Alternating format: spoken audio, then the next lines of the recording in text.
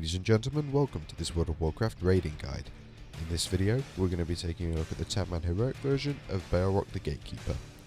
In order to complete this fight, we use 1 tank, 2 healers and 7 DPS.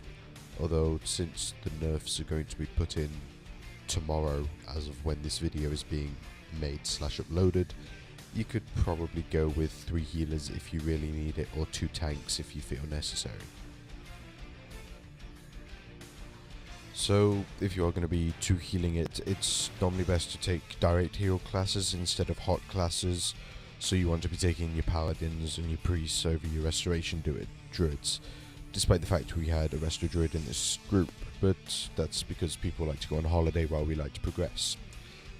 So, in the heroic mode of the fight, the enrage timer is 6 minutes and you have to do a shit ton of damage to him.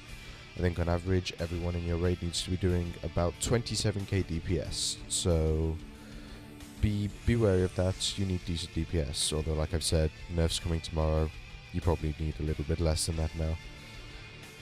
Okay, so on the heroic mode, there's 2 differences. The first one is an ability called Countdown, and this is like on the Lady Deathwhisper fight in Icecrown Citadel. 2 players will get linked, and you just need to run to each other in order to get rid of that link, otherwise the raid will die. You can try that out for yourselves if you want to see how fast they die. The second new ability-like thing that is involved is whenever a player gets a tormented debuff on them after they have tanked a shard, so to speak, you cannot run near other players because it will spread that tormented debuff onto them. So this is kind of why you want your melee to be tanking the shards, I guess, because ranged have a chance to go near healers, and if they get that debuff they get 50% reduced healing, etc. But then again, we had to work out something for melee so that they weren't spreading it to each other, and they rotated, and in the end we got it, thankfully.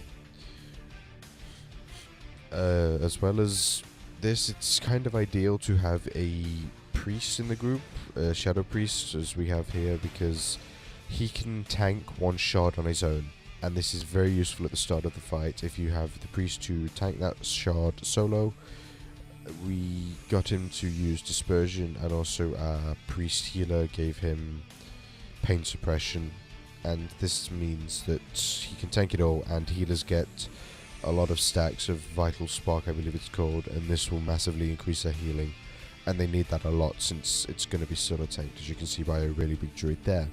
And his health drops to about 1 at certain points, and those are definitely oh shit moments, but you can manage it, especially if he has a lot of dodge. That helps a lot. Everything else is still the same, like the Inferno Blades and Decimation Blades, or whatever they're called. They still deal a lot of damage, but your healers need to be aware for the attacks that take away, I believe it's 90% of his health, as you just saw there, the tank's health, as he needs to be topped pretty fast because the 3 attacks get cast after each other. So yeah, this guide's not really a lengthy guide, only 2 differences between heroic and normal mode, and the fact you need a shit ton of DPS. But as always, thank you for watching, and if you feel this guide has helped you, feel free to subscribe. 4.3 should be on the PTR within the next week, so there'll be a lot of content being uploaded then. Thank you for watching.